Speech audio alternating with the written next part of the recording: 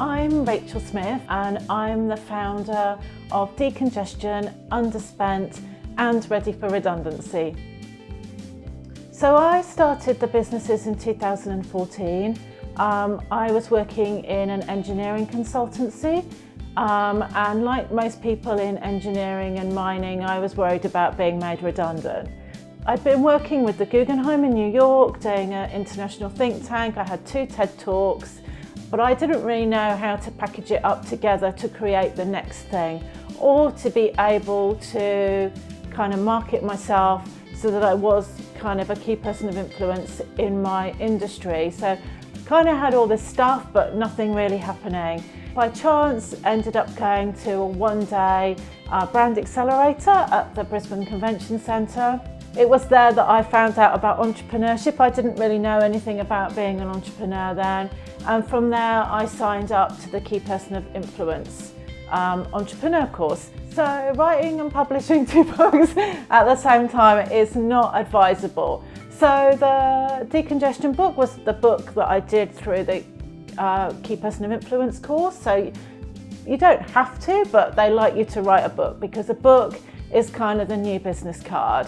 That was really hard work. That was my first book. I had, it's about cutting traffic congestion, so it's a really technical, kind of complicated subject, but written in layman's terms because the target audience for that book is mayors and city leaders, so not necessarily people with a technical transport and engineering background.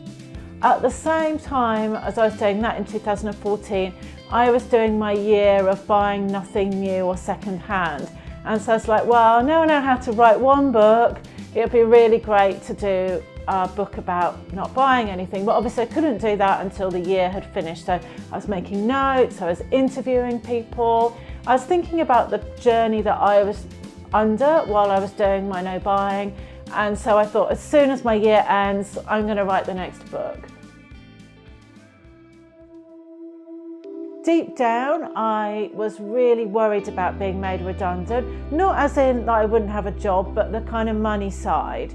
And so I started off 2013, it was like this year of doom and gloom, I'm not allowed to buy anything, it's like a punishment. And I failed. So it was in April in Hastings Street in Noosa over the Easter weekend, and I saw these trousers, didn't need them, didn't really want them. And I bought them. And so then for the rest of 2013, I really questioned, why did I go and buy those trousers? Because now, I've ruined my whole year. And I realized it was a mindset thing that I've been really negative. This is going to be hard, it's going to be hard work. Everyone else is off buying stuff and I'm not allowed to. And it's just this really negative experience. So I decided I would do it again in 2014. And I would see it as a year of opportunity to see what happened, to see what great things could happen and occur. And then I worked out how much I'd save. So in 2014, I saved 38% of my take-home salary. And remember, I'd also self-published 2 books. So there was a lot of money going on that as well as being able to save that amount of money. This isn't someone who's like a hippie who lives in the woods and forages, for berries to live. This is someone who, puts on office clothes, goes to a corporate job, lives in a normal house, lives a normal life, and actually has, quitted consumerism and saved some money. So I think people really resonate with normal people rather than the extremes. I've created a really nice partnership with Brisbane City Council.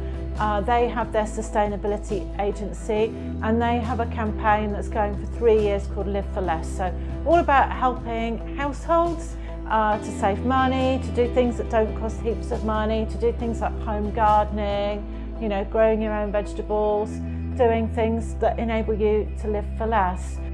So I've been able to do some speaking at their Green Heart fairs, and we're hoping to do some things like some 21-day challenges and really then do some things with their community so they really know who their community are. I'm really excited about that partnership.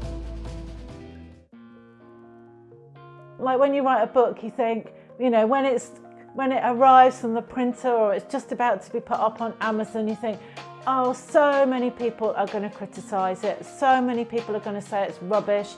Some of these things are really, really scary, but I think you have to push yourself through it and put yourself in these situations, because it just makes you stronger and it makes you realize that anything actually is possible, and you've got to give everything a go. So you can be one of those people who just sits back and says, oh, you know, owning a business or running a business is too hard, I'm not going to do it. It's actually easier to go and get a job and get paid every month, because that's actually quite easy. But if you put yourself through some of these really scary things, and they are, because it really builds you into a kind of stronger person and makes you realise what hard work really is, and really thinking about what you do and how you share your message with other people. So definitely would encourage any entrepreneur or business owner to put yourself out there. For more information, please go to my website, cyclingrachelsmith.com. Check me out on LinkedIn, Facebook, and all other social media. And you can find my books, Decongestion, Underspent and Ready for Redundancy, on all online bookstores, including Amazon, Barnes & Noble and iTunes.